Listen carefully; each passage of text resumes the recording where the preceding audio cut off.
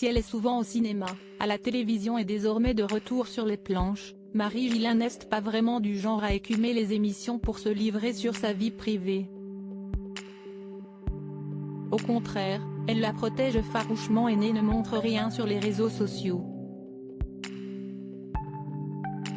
Mais alors que sa nouvelle pièce sur la tête des enfants, écrite par Salomé Lelouch, avec Pascal Elbé, qui se joue actuellement au Théâtre de la Renaissance, parle d'un couple se jure fidélité pendant 10 ans, elle cesse d'autoriser quelques confidences sur sa vision, justement, de la vie à deux. Invitée dans Télématin ce mardi 7 mars 2023, Marie-Gillain était interrogée par Julia Vignali sur la fidélité après plusieurs décennies de mariage. Une chose à laquelle elle croit, à partir du moment où on est bien.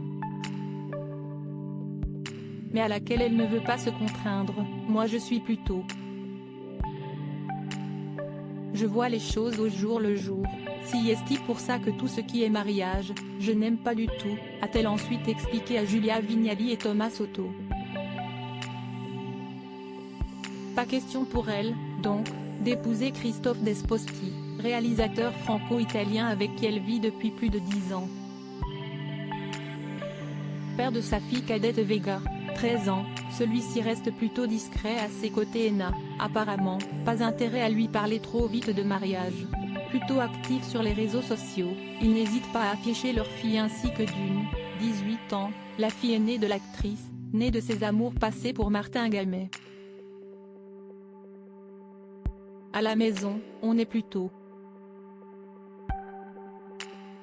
Une habitude qu'elle se refuse à prendre, pour elle, les enfants doivent rester en dehors de la célébrité. Également interrogée sur sa discrétion à l'égard de sa famille, l'actrice l'a totalement assumé. Si est-il très important pour moi de ne pas exposer mes enfants.